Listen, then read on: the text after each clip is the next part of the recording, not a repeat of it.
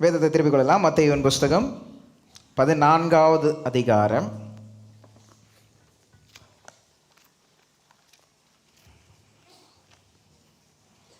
13வது வசனத்திலிருந்து வாசிக்க கேட்கலாம்.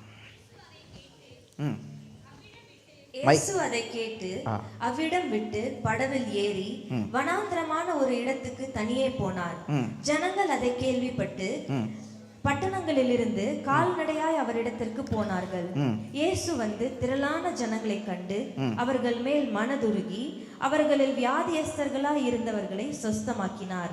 சாயங்காலமான போது அவருடைய சீஷர்கள் அவரிடத்தில் வந்து, இது வனாந்திரமான இடம், நேரமாயிற்று, ஜனங்கள் கிராமங்களுக்கு போய் தங்களுக்கு போஜன பதார்த்தங்களை கொள்ளும்படி அவர்களை அனுப்பிவிட வேண்டும் என்றார்கள்.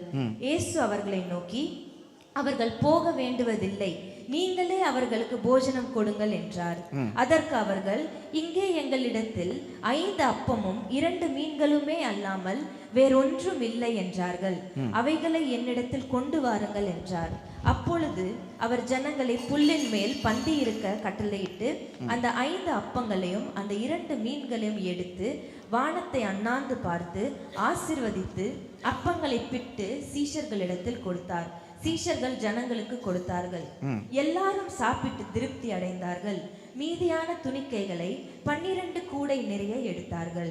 21வது வசனம். ஸ்திரீகளும் பிள்ளைகளும் தவிர சாப்பிட்ட புருஷர்கள் ஏறக்குறைய 5000 பேராய் இருந்தார்கள். ஆமென், ஹல்லேலூயா. கொஞ்சம் சத்தமா சொல்லலாம். கொஞ்சம் மழையில் நனைஞ்சதுனால கொஞ்சம் எல்லாருக்கும் கொஞ்சம் சத்தம்லாம் கம்மியாயிருச்சுன்னு நினைக்கிறேன். இந்த சம்பவம், இந்த சம்பவத்தை தெரியாத கிறிஸ்தவர்கள் மட்டும் இல்லை, கிறிஸ்தவர்கள் இல்லாதவர்கள் கூட இந்த சம்பவத்தை தெரியாதவர்கள் கிடையாது. இது எல்லாருக்குமே தெரிஞ்ச விஷயம். இயேசு எப்படி 5000 பேருக்கு சாப்பாடு கொடுத்தாருன்றது எல்லாருக்குமே தெரியும். இங்கே யாராவது தெரியாதவங்க இருக்கீங்களா? இந்த சம்பவத்தை வரைக்கும் நான் கேள்விப்பட்டதே இல்லைன்னு. இப்போதான் புதுசாக ரசிக்கப்பட்டு 10 மாதமா இல்லை 5 மாதமா சபைக்கு வந்தவங்களுக்கு கூட இந்த சம்பவம் என்ன பண்ணும், கண்டிப்பாக தெரியும். இது வந்து பார்த்தீங்கன்னா ஆண்டவர் செய்த அற்புதங்களில் ஒரு முக்கியமான ஒரு அற்புதம், ரொம்ப ஃபேமஸான அற்புதம், எல்லாருக்கும் தெரிஞ்சு கேள்விப்பட்ட அற்புதமாக இருக்குது. அது மட்டும் இல்லை, 4 சுவிசேஷங்களிலையும் இந்த அற்புதத்தை பற்றி எழுதியிருக்கிறாங்க. சில அற்புதங்கள் தான் எல்லா 4 சுவிசேஷங்களையும் எழுதப்பட்டிருக்கு. மத்தேயு, மார்க், லூக்கா, யோவான் 4 பேரும் இதை ரொம்ப முக்கியமான அற்புதம்னு அதை கருதுனதுனால 4 பேருமே என்ன பண்ணியிருக்காங்க, இந்த அற்புதத்தை ரெக்கார்ட் பண்ணியிருக்காங்க. இது நடந்துச்சு அப்படின்றத ரெக்கார்ட் பண்ணியிருக்காங்க.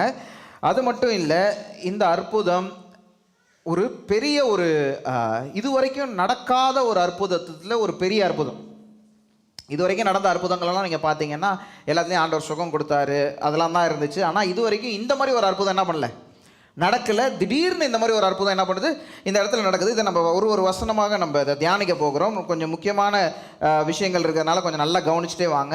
இது உங்களுக்கு ரொம்ப ஆசீர்வாதமாக இருக்கும்னு நான் விசுவாசிக்கிறேன். ஆமேன் சொல்லுங்க. நான் ஆமேன் தான் சொல்லுங்க. ஆமேன். 13வது வசனம். இயேசு அதை கேட்டு அவ்விடம் விட்டு படவில் ஏறி வனாந்திரமான ஒரு இடத்துக்கு தனியே போனார். போதும். 13வது வசனத்தில் இப்படியாக ஆரம்பிக்குது.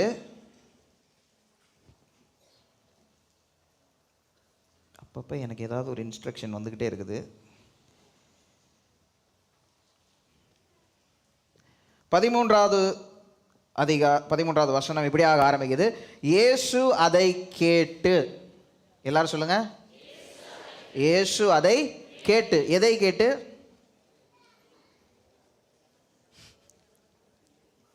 இப்படிலாம் காலைல கட்டி கேள்வி கேட்டா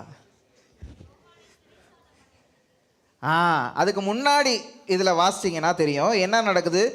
3வது வசனத்திலிருந்து வாசிங்க.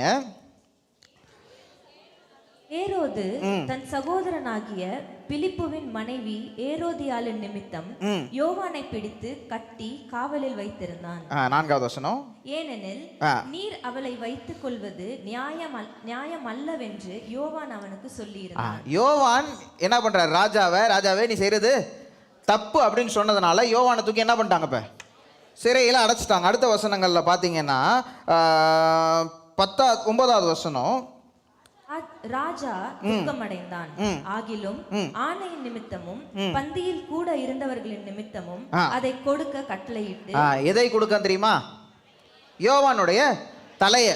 ஏன்னா ராஜா என்ன பண்ணிட்டாரு, நான் வந்து நீ என்ன கேட்டாலும் கொடுப்பேன்னு சொல்லிட்டாரு. அவர் பொண்ணு என்ன பண்ணிட்டா, டக்குன்னு யோவான் ஸ்நானனோட தலையை கொடுங்கன்னு கேட்டால், ராஜா வந்து எல்லாருக்கும் முன்னாடியும் அவர் வாக்கு கொடுத்ததுனால வேறு வழி இல்லை, அதை செஞ்சு தான் ஆகணும்னு என்ன பண்ணிட்டாரு, யோவான் ஸ்நானகனை சிறைச்சேதம் பண்ணி அவரை கொலை செய்கிறாங்க. கொலை செய்து அந்த நியூஸ் எங்கே வருது, இயேசுக்கிட்ட வந்து அடையுது. யோவான் ஸ்நானகனுக்கும் இயேசுக்கும் என்ன ரிலேஷன்ஷிப், என்ன சம்பந்தம்? அவ்வளோதானா? இயேசுக்கு ஞானஸ்தானம் கொடுத்தாரு, கரெக்டு தான்.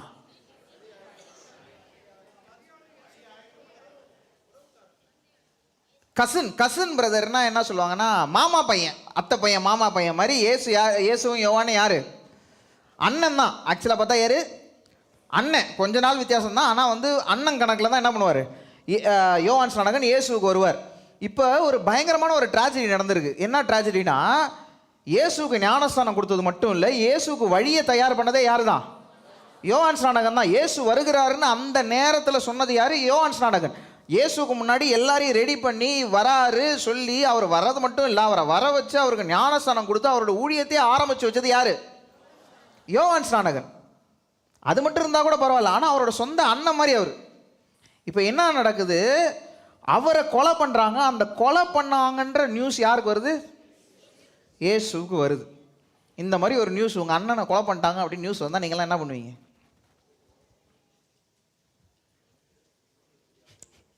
கத்தி எடுத்துக்கிட்டு கிளம்பிடுவோம். எவ்வளோ ஒரு ஒரு ஒரு டிஸ்டர்பிங் டைம். டிஸ்டர்பிங்னா எப்படின்னு சொல்கிறதுனா, அவரால் ஒரு நிம்மதியாகவே இருக்க முடியாது. அந்த நேரத்தில் எப்படி நிம்மதியாக இருக்க முடியும்? ஒரே படபடப்பாயிடும். அவங்களால என்ன செய்கிறாங்கன்னு தெரிய முடியாது. ரொம்ப ஒரு கஷ்டமான ஒரு நிலைமைக்குள்ளே என்ன பண்ணுறாங்க, தள்ளப்படுறாங்க. இந்த இடத்துல இயேசு பாருங்க, அதை கேட்ட உடனே அவர் அடுத்து செய்கிறது, வனாந்திரமான ஒரு இடத்திற்கு தனியே போனார். ஏன்னா இயேசுக்கு இந்த பழக்கம் உண்டு. எப்பயுமே என்ன பண்ணுவார், ஏதாவது ஒரு முக்கியமான விஷயம் ஏதாவது ஒன்று நடக்க போகுதுன்னா அவருக்கு இந்த தனியாக போய் ஜெபம் பண்ணுற பழக்கம் உண்டு. 12 சீஷர்களை அவர் சூஸ் பண்ணுறதுக்கு முன்னாடி தனியாக போய் என்ன பண்ணுவார், ஜெபம் பண்ணுவார். அவரை சிலுவையில் அறையிறதுக்கு முன்னாடி தனியாக என்ன பண்ணுவார், போய் ஜெபம் பண்ணுவார். இந்த மாதிரி முக்கியமான இடங்களில் இயேசு தனியாக போய் ஜெபம் பண்ணுற அவருக்கு பழக்கம் உண்டு. இவர் என்ன பண்ணார், இந்த கூட்டம் இப்போ வந்து ஒரு கடற்கரையில் இருக்கிறாரு. அந்த கடற்கரையில் பயங்கர கூட்டம் ஆயிடுச்சு. பயங்கர கூட்டமானோடனே சரி, இந்த இடத்துல நான் தனியாக இருக்க முடியாதுன்னு சொல்லி இந்த கடற்கரையை விட்டு இன்னொரு கடற்கரைக்கு என்ன பண்ணுறாரு, கப்பலில் ஏறி என்ன பண்ணுறாரு, அடுத்த கடற்கரைக்கு போகிறார். போனதும் என்ன நடக்குதுன்னு பாருங்கள். அடுத்த வசனம், ஜனங்கள் அதை கேள்விப்பட்டு பட்டணங்களிலிருந்து கால்நடையாய் அவரிடத்தில் போனார்கள்.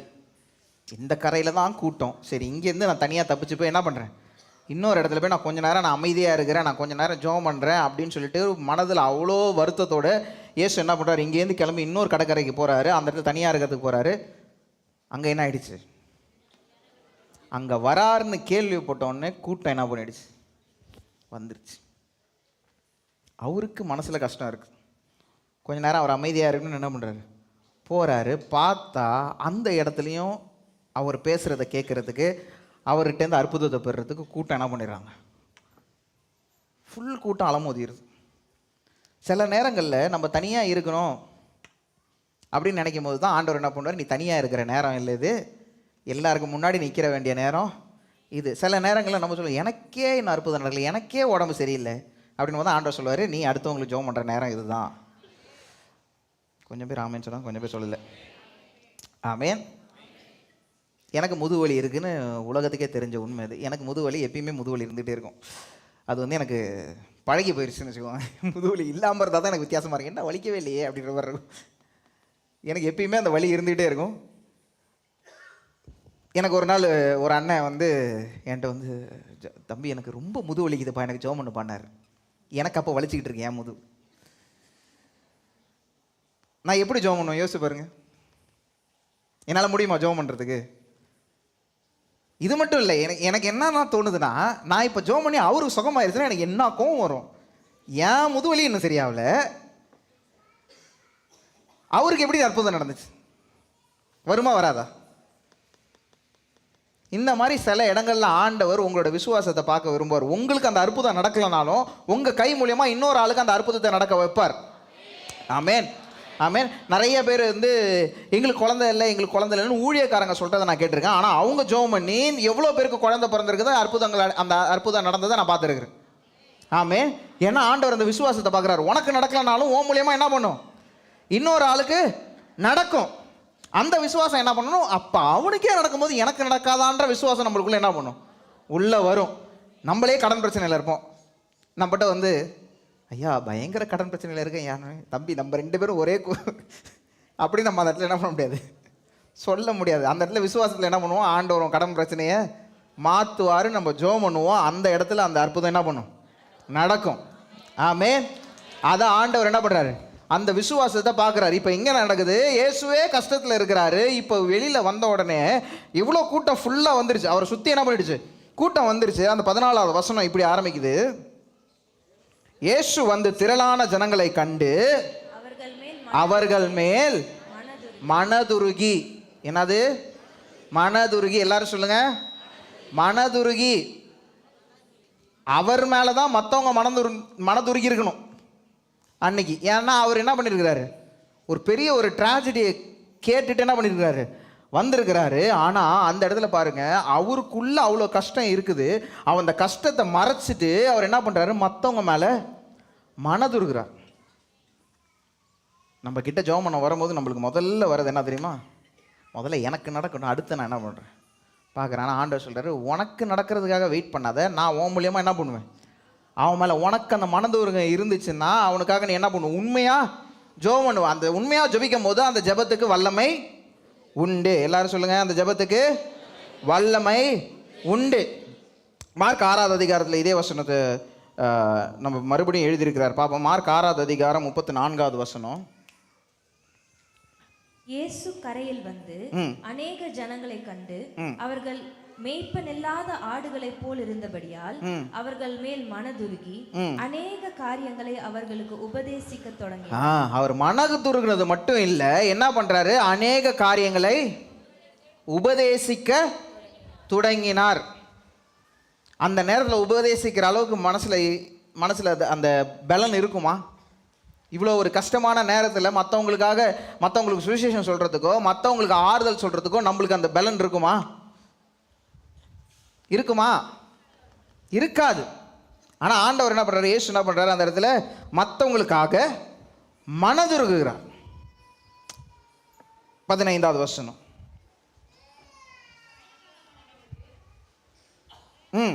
வாசிங்க. சாயங்காலமான போது அவருடைய சீஷர்கள் அவரிடத்தில் வந்து, இருங்க வெயிட் பண்ணுங்க, மெதுவாக போவோம். சாயங்காலம் ஆன போது அப்படின்னா அவங்க எத்தனை மணிக்கு வந்தாங்கன்னு தெரியல. மெதுவி ஒரு 11 மணிக்கு வந்திருக்கலாம், காலைல 10 மணிக்கு வந்திருக்கலாம். ஆனால் இப்போ என்ன ஆயிடுச்சு, சாயங்காலம் ஆயிடுச்சு. சாயங்காலம் 6 வரைக்கும் ஆண்டவர் என்ன பண்ணியிருக்கிறார், அவங்க கூட எல்லாரும் கூட என்ன பண்ணிட்டு இருக்கிறாரு, பேசிக்கொண்டே இருக்கிறார். நீங்கள் கவனிச்சு பாருங்க, டைம் ஆகுறது எல்லாருக்குமே தெரியும். காலைல வந்துட்டாங்கன்னு வச்சுக்கோங்க, காலைல வந்தாங்கன்னா டைம் பாஸ் ஆகி போகிறது எல்லாருக்குமே தெரியும். ஆண்டவருக்கும் தெரியும் டைம் பாஸ் ஆகி போகுது, லேட் ஆகுதுன்னு எல்லாமே தெரியும். ஆனால் அவர் சொல்ல வேண்டிய காரியத்தை என்ன பண்ணுறாரு, எல்லாரும் கூடயும் பேசி அதை சொல்லிக்கிட்டே வர டைம் ஆகிட்டே போகுது. டைம் ஆகிட்டே போகும்போது அந்த இடத்துல சீஷர்கள் வரலாம். அவரோட சீஷர்கள் அவரிடத்தில் வந்து, இப்போ சீஷர்கள் என்ன பண்ணுறாங்க, ஐயோ ஆண்டவரே டைம் ஆகுது. ஏன்னா அவங்களுக்கு என்ன நடக்குதுன்னு தெரியுது. ஏன்னா டைம் ஆக மக்களை திருப்பி அனுப்பணும், ப்ளஸ் அவங்களுக்கு என்ன பண்ணணும், சாப்பாடு ஏதாவது கொடுக்கணும். சாப்பாடு கொடுக்காம எப்படி அனுப்ப முடியும், டைம் ஆகுது, சாப்பாடு கொடுக்கணும். 2 பிரச்சனை அவங்களுக்கு இருக்குது. இது வனாந்திரமான இடம், நேரமும் ஆயிற்று. ஜனங்கள் கிராமங்களுக்கு போய் தங்களுடைய போஜன பதார்த்தங்களை கொல்லும்படிக்கு அவர்களை அனுப்பிவிடும் என்றார்கள். ஒரு முக்கியமான ஒரு காரியம் நடக்குது இதில், நல்லா கவனிங்க. இது வனாந்திரமான இடம், நேரமும் ஆயிற்று. வனாந்திரமான இடம், நேரமும் ஆயிற்று. இப்போ சீஷர்கள்லாம் என்ன பண்ணியிருக்காங்க, ஆண்டவர் வந்து அவர் அங்கே பேசிகிட்டு இருக்கிறாரு. இவங்கெல்லாம் என்ன பண்ணியிருக்காங்க, கூட்டமாக சேர்ந்து பேசி எல்லாரும் டிசைட் பண்ணுறாங்க, ஐயோ டைம் ஆகிடுச்சுப்பா, இப்போ எப்படி இவ்வளோ பேருக்கு நம்ம சாப்பாடு கொடுக்க முடியும், எப்படி எல்லாரும் ஏன்னா இந்த இடம் சொல்லுது வந்து, நான் இதோட ஹிஸ்ட்ரியை படித்து பார்த்தேன். ஹிஸ்ட்ரியை படித்து பார்க்கும்போது இந்த இடம் இயேசு வந்து இறங்கின இடம், கூட்டம் எல்லாம் வந்த இடம், கிட்ட இருந்த ஊருக்கும் இதுக்கும் வந்து 9 மைல் டிஸ்டன்ஸ் தான். அதான் கிட்ட இருக்கிற ஒரு ஊர் தான் பக்கத்தில் இருக்குது. அந்த ஊரே எத்தனை மைலில் இருக்குது, 9 மைல் டிஸ்டன்ஸில் இருக்குது. அதுக்கப்புறம் தான் அடுத்த ஊர்லாம் இருக்குது. 9 மைல் டிஸ்டன்ஸில் இருக்குது. எல்லாருமே தனியாக வந்துட்டாங்க. வனாந்திரமான இடம், எதுவுமே அங்கே கொடுக்கறதுக்கு வாய்ப்பே இல்லை. சீஷர்கள்லாம் என்ன பண்ணுறாங்க, உடனே ஆண்டவர் அங்கே பேசிகிட்டு இருக்கிறார், இவங்கெல்லாம் இங்கே பேசிட்டு பெரிய பிரச்சனையில் மாட்டிக்கிட்டோம். இப்போ நம்ம என்ன பண்ணி ஆகணும், எல்லாருக்கும் சாப்பாடு கொடுத்தாகணுமே, டைம் வேறு ஆயிடுச்சே அப்படின்னு யோசிக்கிறாங்க. நான் உங்களுக்கு ஒரு கால்குலேஷன் சொல்கிறேன், நல்லா கவனிச்சுக்கோங்க. 10 பேருக்கு சாப்பாடு போடுறது எவ்வளோ நேரம் ஆகும் சமைக்கிறதுக்கு? உங்களை பார்த்து கேட்குற மாதிரி, உங்களை பார்த்து 10 பேருக்கு சாப்பாடு போடுறதுக்கு எவ்வளோ நேரம் ஆகும் சமைக்கிறதுக்கு? 2 ஹவர்ஸா? யார் இங்கேன்னு சொன்னது 2 ஹவர்ஸ்? எவ்வளோ நேரம் ஆகும்? ஒரு மணி நேரம்? நான் எல்லாம் வெட்டுறது சீவுறது எல்லாத்தையும் சேர்த்து சொல்கிறேன். 2 மணி நேரம். ஓரளவுக்கு எல்லாரும் 2 மணி நேரத்துக்கு ஒத்துக்கிட்டாங்க. 2 மணி நேரம் ஆகும். எத்தனை பேருக்கு? 10 பேருக்கு. இந்த வசனத்தை வாசித்து முடிக்கும் போது உங்களுக்கு தெரியும், அங்கே இருந்தது 5000 புருஷர்கள். அப்போ ஆக்சுவல் கால்குலேஷன் படி பார்த்தா இருந்த லேடிஸும் பெண்களும் குழந்தைங்களும் சேர்க்கும் போது கிட்டத்தட்ட 20,000 பேர். எவ்வளோ பேர்? 20,000 பேர். அப்படின்னா நம்ம வந்து ஈஸியாக அதை படிச்சுட்டு போயிடும். ஆண்டவர் 5000 பேருக்கு சாப்பாடு போட்டார், ஆமாம் அவர் போட்டார், நம்ம என்ன பண்ணுறது அப்படின்னு கிளம்பி போயிட்டே இருக்கும். இது வந்து ஒரு அற்புதத்தில் பயங்கரமான ஒரு அற்புதம். ஏன்னா 20,000 பேர் சாப்பாடு போடுறது அவ்வளோ பெரிய விஷயம் கிடையாது. அவ்வளோ பெரிய விஷயம் கிடையாது, அவ்வளோ ஈஸி கிடையாது. நம்ம ஜீசஸ் கால்ஸ் மீட்டிங் நடத்தணும். அந்த மீட்டிங்க்கு வந்தது 16,000 பேர்லேருந்து ஒரு 18,000 பேர் கிட்ட இருந்திருப்பாங்க. நீங்கள் எல்லாம் அந்த ஜீசஸ் கால்ஸ் மீட்டிங்கை பார்த்தீங்க, இந்த கிரவுண்டு ஃபுல்லாக என்ன ரோடு வரைக்கும் கூட்டம் இருந்துச்சு. அந்த கிரவுண்டு எண்டுலேருந்து இந்த ரோடு வரைக்கும் என்ன இருந்துச்சு? கூட்டம் இருந்துச்சு. அப்போ அந்த கூட்டத்தை பார்த்தீங்களே, அந்த கூட்டத்துக்கு திடீர்னு வந்து எல்லாருக்கும் சாப்பாடு போடுங்க அப்படின்னா முடியுமா? நான் ஒரு லஜிஸ்டிக்கலாக ஒரு கேள்வி கேட்குறேன். காரைக்காலில் இருக்கிற எல்லா ஹோட்டலில் எல்லாத்தையும் வாங்கினாலுமே அந்த 20,000 பேருக்கு சாப்பாடு போட முடியுமா? முடியாது. காரைக்கால் ஓரளவுக்கு பெரிய டவுன்னு வச்சுக்கோங்க, ஏகப்பட்ட கடை இருக்குது. எல்லா கடையிலும் எல்லாரோட சாப்பாடு வாங்கினாலுமே என்ன பண்ண முடியாது, சாப்பாடு போட்டு முடிக்க முடியாது. 20,000 பேருக்கு. இவங்க எங்கே இருக்கிறாங்க? வனாந்தரத்தில் இருக்கிறாங்க. நீங்கள் யோசிச்சு பாருங்க, 12 பேர் இருக்கிறாங்க. இவங்க கூட ஆண்டவர் கூட வேலை செய்கிறவங்க 12 பேர் சீஷர்கள் இருக்கிறாங்க. அந்த 12 பேர் என்ன பண்ணுறாங்க, சரிவா பக்கத்தில் உள்ள ஊரில் போய் ஏதாவது வாங்கிட்டு வருவோன்னு போகிறாங்க. போய் முதல்ல சாப்பாடு வாங்குறது அங்கே வழியே கிடையாது. எவ்வளோ பேருக்கு சாப்பாடு செய்ய முடியும்? அந்த அளவுக்கு யாருக்கும் கெப்பாசிட்டியே கிடையாது. சரி ஏதோ வாங்கிட்டாங்க, எப்படி எடுத்துகிட்டு வருவாங்க? 20,000 பேர் சாப்பாடு எப்படி எடுத்துகிட்டு வருவாங்க? எடுத்துகிட்டு வர முடியாது. எடுத்துகிட்டு வந்து இங்கே பகிர்ந்து கொடுக்குறது அதுக்கு அடுத்த விஷயம். இப்போ இவ்வளோ பெரிய காரியம் இங்கே நடக்கணும், இவங்க என்ன பண்ணுறாங்க, இது நடக்கிறதுக்கு வாய்ப்பே இல்லை. உங்களுக்கு ஏதாவது ஐடியா தோணுதா? இந்த 20,000 பேருக்கு சாப்பாடு போடுறதுக்கு எப்படியாது ஏதாவது ஐடியா தோணுன்னா சொல்லுங்கள். ஆண்டவர்கிட்ட சொல்லி அடுத்த தடவை, ஆண்டவரே இந்த மாதிரி ஒரு அற்புதம் செய்யும்போது எங்கள் ஐடியாவை யூஸ் பண்ணுங்கள் ஆண்டவரே. ஏதாவது தோணுதா? வாய்ப்பு இருக்கா 20,000 பேருக்கு சாப்பாடு போடுறதுக்கு? வாய்ப்பு இல்லை. எங்கள் வீட்டில் எப்போ பார்த்தாலும் ஒரு காமெடி நடக்கும். எங்கள் வீட்டுக்கு அப்பப்போ கெஸ்ட் வந்துகிட்டே இருப்பாங்க. எல்லோரும் இப்போ எந்த நேரம் பார்த்தாலும் கெஸ்ட் வந்துகிட்டே இருப்பாங்க. திடீர்னு வந்துடுவாங்க. திடீர்னு பார்த்தா 20 பேர் வந்துடுவாங்க. 2 கார் 3 காருன்னு வந்துடும். அந்த மாதிரிலாம் கூட்டம் வந்துடும். அப்பா சாப்பிட்டுட்டு போங்க அப்படின்றவாங்க. எங்கள் அம்மா மூஞ்ச பார்க்கணும். அதுக்கப்புறம் எங்கே போகிறது 20 பேருக்கு சாப்பாடு போடுறதுக்கு? வாய்ப்பே கிடையாது. 20 பேருக்கே நம்ம என்ன பண்ணிடுவோம், திணறிடுவோம். என்ன பண்ணுறதுன்னு தெரியாது. நான் ஜெம்ஸில் இருக்கும்போது இந்த ஒரு விஷயம் நடக்கும். அந்த விஷயத்த சொன்னேன்னா நீங்களாம் சாப்பிடுவீங்களா? ஜெம்ஸ் பக்கம் போனால் சாப்பாடே சாப்பிட மாட்டீங்க அதுக்கப்புறம். ஏன்னா ஜெம்ஸில் இந்த கன்வென்ஷன் கூட்டம்லாம் நடக்கும். அது வந்து நிறைய தடவை நான் சொல்லியிருக்கேன். கன்வென்ஷன் கூட்டம் நடக்கும்போது என்ன பண்ணுவாங்க, அந்த ஹாலில் 7,000 பேர் உட்காரலாம். ஆனால் வந்து கூட்டத்தில் என்ன பண்ணுவாங்க, சில நேரத்தில் கன்வென்ஷன்றதுனால 10,000 பேர் 12,000 பேர்லாம் வந்துடுவாங்க. அதனால ஒரு இன்ச்சு நவர முடியாது கேம்பஸ்குள்ளே, அப்படி கூட்டம் இருக்கும். அந்த கூட்டத்துக்கு சாப்பாடு போட்டாகணும் 3 வேளையும். காலையில் கட்டியும் பூரி போடுவாங்க. காலைல சாப்பாடு பூரி. அந்த பூரி எப்போ திரும்ப போட ஆரம்பிப்பாங்க? அடுத்த நாள் காலைல போடுற சாப்பாட்டுக்கு முந்தா நாள் சாயங்காலம் 4 மணிக்கு பூரி போட ஆரம்பிப்பாங்க. அந்த பூரி அப்படியே அந்த எண்ணெயில் அப்படியே ஊறி ஊறி ஊறி அடுத்த நாள் காலைல எடுத்து நீங்கள் அந்த பூரியை தட்டுனீங்கன்னு டக்கு டக்குன்னு சத்தம் கேட்கும். அந்த அளவு இருக்கும் அந்த பூரி. அந்த பூரியை வந்து கையாலலாம் பிக்கவே முடியாது. நம்ம கடிச்சு அப்படி இழுத்தால் தான் அது பிக்கும். பல்லாலேயே கடிக்க முடியாது. வயிறுக்குள்ளே போய் என்னென்ன பண்ணணும்னு பார்த்துக்கோங்க. அந்த பூரியை சாப்பிட்டீங்கன்னா 3 நாளைக்கு பசிக்காது. அப்படி இருக்கும். ஏன்னா அவ்வளோ நேரம் ஆகும் அது டைஜஸ்ட் ஆகிறதுக்கு. அந்த பூரி செய்கிறதுக்கு அவ்வளோ நேரம் ஆகும். சோறுலாம் எப்படி கொண்டாந்துருமா பரிமாறுவாங்க? நீங்கள்லாம் அதை கேட்டால் வந்து எல்லாம் தெரிச்சு ஓடிடுவீங்க. சோறை வந்து ஏன்னா எல்லாருக்கும் போடணுன்றதுனால டிராக்டரில் பின்னாடி அந்த கல் ஏற்றுவோம் தெரியுமா, அந்த இது ட்ரெய்லரில், அதில் ஒரு தார்ப்பாயை விரித்து அதில் சோறை கொட்டி அந்த சோத்துக்குள்ளே ஒரு 4 பேர் நிற்பாங்க. எல்லாம் எப்படி மூஞ்சி எப்படி போகுது, எல்லாம் பேண்ட்டை தூக்கி விட்டுட்டு உள்ளே இறங்கிடுவாங்க. ஏன்னா வேறு வழியே கிடையாது எடுத்து சோறை இது பண்ணுறதுக்கு. நான் ஒரு 4-5 தடவை இதை பார்த்துருக்கேன். எப்படி சாப்பாடு உள்ளே இறங்கும். இது வெறும் 12,000 பேருக்கு. இத்தனைக்கும் நம்மகிட்ட டிராக்டர் இருக்குது, சமைக்கிற அளவுக்கு இடம் இருக்குது, ஏற்கனவே இதெல்லாம் பிளான் பண்ணி எல்லாம் வாங்கியாச்சு. எல்லாம் பண்ணியுமே அந்த 12,000 பேருக்கு சாப்பாடு போட்டு முடிக்கிறதுன்றது வந்து அந்த சமைக்கிறவங்களும் அந்த பரிமாறுறவங்களும் அவங்க வாழ்க்கை அப்படியே அவங்க உயிரே பாடியை விட்டு வெளியில் போயிட்டு வந்த மாதிரி இருக்கும். அப்படி கஷ்டமாக இருக்கும் அதை செஞ்சு முடிக்கிறதுக்குள்ள. இது 12,000 பேருக்கு. இங்கே 20,000 பேர் உட்காந்துருக்காங்க வனாந்தரத்தில். எப்படி முடியும்? முடியுமா? முடியாது. இதுக்காக சீஷர்கள் என்ன பண்ணுறாங்க? நல்ல ஒரு ஐடியா. இந்த பலவில் இங்கே வச்சுருந்தா தானே பிரச்சனை, அப்படியே அனுப்பி விட்ருங்க, எல்லாரையும் விரட்டி விட்ருங்க, பிரச்சனை சால்வ். நிறையா நேரம் நம்மளுடைய வாழ்க்கையில், நான் ஒரு விஷயத்தை சொல்கிறேன், நல்லா கவனிங்க. நம்மளுடைய வாழ்க்கையில் ஆண்டவர் அற்புதம் செய்யாதது காரணம் என்ன தெரியுமா? நம்ம சொல்யூஷனை கண்டுபிடிக்கிறதுனால தான். சில விஷயம் ஆண்டவர் உங்களுக்காக வாக்குத்தத்தம் கொடுத்துருப்பாரு. அந்த வாக்குத்தத்தம் நடக்கிறதுக்கு ஒரு லெவல் ஆஃப் விசுவாசம் உங்களுக்குள்ளே இருக்கணும். ஆனால் அந்த விசுவாசம் இல்லாதனால அந்த வாக்குத்தத்தத்தை பார்க்கும்போது அது வந்து ரொம்ப ஓவர் பெரிய வாக்குத்தத்தமாக தெரியும். ஐயோ இது எப்படி செய்யும், இதை எப்படி ஆண்டவர் செய்வார்? அது ஓவராக பெருசாக தெரிஞ்சதுனால நம்ம என்ன பண்ணுறது, நம்மளோட மூளையினால இவங்க மூலியமாக வருவோம், இல்லை அவங்க செய்வாங்களா, இல்லை இவங்க செய்வாங்களா அப்படின்னு நம்ம மூளை கால்குலேட் பண்ணுறதுனால ஒரு லெவலுக்கு அப்புறம் அது ஆண்டவர் என்ன பண்ணுவார், அவரோட டைமில் தான் அதை செய்வார். அவருக்குன்னு ஒரு நேரம் வச்சிருக்கிறார், அந்த நேரத்தில் தான் அந்த அற்புதத்தை செய்வார். அந்த நேரம் வரத்துக்கு முன்னாடியே நம்ம என்ன டிசைட் பண்ணுறது, சரி தெரியாமல் சொல்லிட்டார் போல இருக்கு ஆண்டவர். எங்கேயாச்சும் ஆண்டவர் தெரியாமல் சொல்லுவாரா?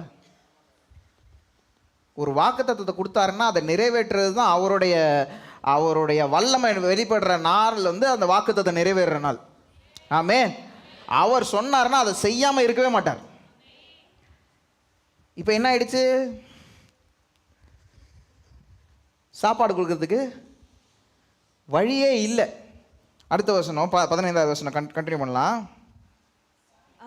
இயேசு அவர்களை நோக்கி, அவர்கள் போக வேண்டுவதில்லை. 15வது வசனத்திலேயே, சாயங்காலமான போது அவருடைய சீஷர்கள் அவரிடத்தில் வந்து, இது வனாந்தரமான இடம், நேரமும் ஆயிற்று, ஜனங்கள் கிராமங்களுக்கு போய் தங்களுக்கு போஜன பதார்த்தங்களை கொள்ளும்படி அவர்களை அனுப்பிவிட வேண்டும் என்றார்கள். அவர்களை அனுப்பிவிட வேண்டும் என்றார்கள். ஆண்டவர்கிட்ட, இயேசு கிட்ட வந்து என்ன பண்றாங்க, இன்ஸ்ட்ரக்ஷன் கொடுக்குறாங்க. ஆண்டவரே இவங்களை அனுப்பி விட்டுருங்க. ஆண்டவர்கிட்ட வந்து, ஆண்டவரே இவ்வளோ பேர் இருக்காங்களே, இவங்களுக்கு எப்படி சாப்பாடு போடுவோன்னு கேட்கல. இவங்க என்ன சொல்கிறாங்க, ஆண்டவரே இவங்களை அனுப்பி விட்டுருங்க. சொல்யூஷன் யார்கிட்டேருந்து வருது? சீஷர்லேருந்து வருது. சொல்யூஷன் யார்கிட்டேருந்து வந்திருக்கணும்?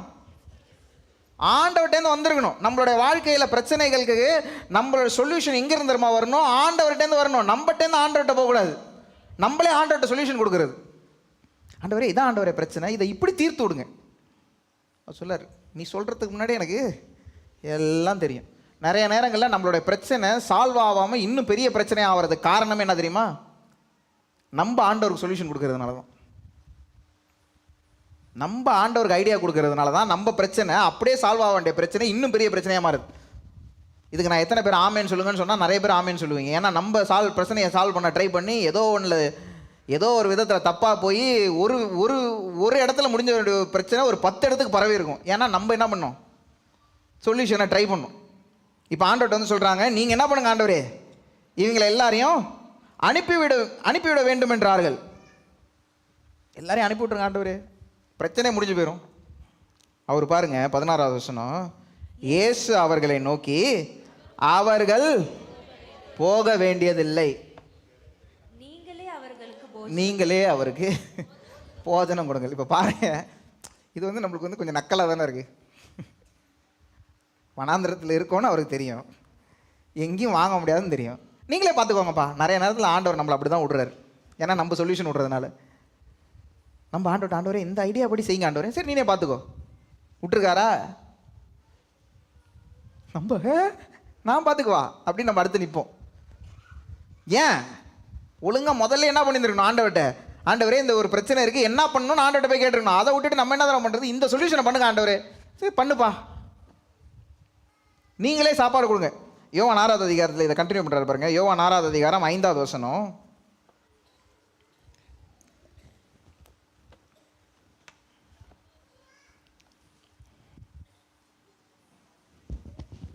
இயேசு தம்முடைய கண்களை ஏறெடுத்து திரளான ஜனங்கள் தம்மிடத்தில் வருகிறதை கண்டு பிலிப்புவை நோக்கி, இவர்கள் சாப்பிடத்தக்கதாக அப்பங்களை எங்கே கொள்ளலாம் என்று கேட்டார். இந்த இடத்துல யோவான் இன்னும் ஒரு எக்ஸ்ட்ரா ஒரு டீட்டெயிலும் எழுதியிருக்கிறாரு. இங்க பாருங்க, இயேசு என்ன கேட்கிறாரு, இவர்கள் சாப்பிடத்தக்கதாக அப்பங்களை எங்கே கொள்ளலாம். இயேசுவே கேட்கிறார், இவங்களுக்கு சாப்பிட்றதுக்கு நம்ம எங்க போய் என்ன பண்ணலாம், அப்பங்களை எங்கே வாங்கலாம். அடுத்த வசனம் சொல்லுது, தம் செய்ய போகிறதை அறிந்தும் அவனை சோதிக்கும்படி இப்படி கேட்டார். அவர் அற்புதம் செய்ய போறாருன்னு அவருக்கு ஏற்கனவே தெரியும். ஆனா யாருக்கு சோதனை வருது? இப்ப பிலிப்புக்கு மட்டும் இல்லை, எல்லாருக்கும் சேர்த்து தான் வருது. எல்லா சீஷர்களும் சேர்த்து தான் என்ன பண்ணுது சோதனை. ஆண்டவர் என்ன பண்றாரு, நீ இவ்வளோ நாள் என் கூட இருந்தல்ல, என்னை பார்த்தல்ல, இவ்வளோ அற்புதத்தை செய்கிறத பார்த்தல்ல, இப்போ உன் விசுவாசம் எங்கே இருக்குன்னு பார்க்கறதுக்காக கேட்குறாரு, எங்கே வாங்கலாம். அவருக்கு தெரியும் எங்கேயும் வாங்க முடியாதுன்னு. அதுக்கு என்ன பதில் கொடுத்துருப்பாங்க உங்ககிட்ட நான் கேட்குறேன் இன்னைக்கு, இவ்வளோ பேருக்கு அப்பா வாங்குறது எங்கே வாங்கலாம்? மஜால எங்க இதுக்கு என்ன பதில் சொல்லியிருப்பீங்க?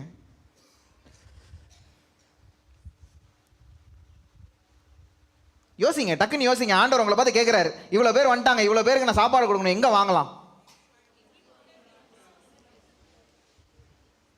என்ன தெரியுமா பதில்? இது ஆண்டவரே உங்கள்கிட்ட மட்டும் தான் வாங்க முடியும், வேற யார்ட்டையும் வாங்க முடியாது. இதுதான் பதில். அவன் என்ன சொல்கிறான் பாருங்க, 7வது வசனம். பிலிப்பு அதற்கு பிரதியுத்தரமாக, இவர்கள் ஒருவனும் கொஞ்சம் கொஞ்சம் எடுத்துக்கொண்டாலும் 200 பணத்துக்கு அப்பங்கள் இவர்களுக்கு போதாது என்றான். இந்த கால்குலேஷன்லாம் ஆண்டவர் கேட்டாரா? கொஞ்சம் கொஞ்சம்னா ஆளுக்கு ஒரே ஒரு பைட்டு போல ஒரு கடி கொடுத்தா கூட 200 பணம். 200 பணம்ன்றது ஒரு நாள் சம்பளம் வந்து ஒரு பணம். அந்த நாட்களில் கால்குலேஷன் படி ஒரு நாள் சம்பளம் ஒரு பணம். அப்படி இன்னை உள்ள கால்குலேஷன் படி பார்த்தோம்னா 200 பணம்ன்றது 6 மாதத்துக்கு மேலே உள்ள சம்பளம். அது இன்னை உள்ள கணக்குப்படி பார்த்தா 1.5 லட்சத்துலேருந்து 3 லட்ச ரூபா வரைக்கும் வருமா. நம்ம இந்தியன் காசுக்கு அதை கன்வெர்ட் பண்ணால் 1.5 லட்சத்துலேருந்து 3 லட்ச ரூபா. பாருங்கள் கால்குலேஷனை பாருங்கள், பயங்கரமான மேக்ஸ் புள்ளியாக இருப்பாங்க இவ்வளோ இருக்குது அப்படின்றதுக்குள்ள சொல்லிட்டாங்க. 200 பணத்துக்கு வாங்கினாலும் 1.5 லட்ச ரூபாய்க்கு சாப்பாடு வாங்கினாலும் இவங்களுக்கு எங்கே பண்ணாது, பத்தாது. ஆண்டவர் இதெல்லாம் கேட்டாரா? உங்களோட கால்குலேஷன், உங்களுடைய மூளை திறனை இதெல்லாம் கேட்டாரா ஆண்டவர்? அவர் அதெல்லாம் கேட்கவே இல்லை. அவர் என்ன கேட்டார், எங்கே வாங்கலாம். ஒரே பதில், ஆண்டவரே வேறு எங்கேயும் வாங்க முடியாது, உங்களை தவிர வேறு எங்கேயும் என்ன பண்ண முடியாது, வாங்க முடியாது. நீங்கள் அற்புதம் செஞ்சால் எல்லாருக்கும் கொடுக்கலாம், வேறு எதுவும் என்ன பண்ண முடியாது, பண்ண முடியாது. அடுத்த வசனம் மத்தேயுக்கே போயிடலாம், 17வது வசனம். அதற்கு அவர்கள், இங்கே எங்களிடத்தில் 5 அப்பமும் 2 மீன்களுமே அல்லாமல் வேறு ஒன்றும் இல்லை என்றார்.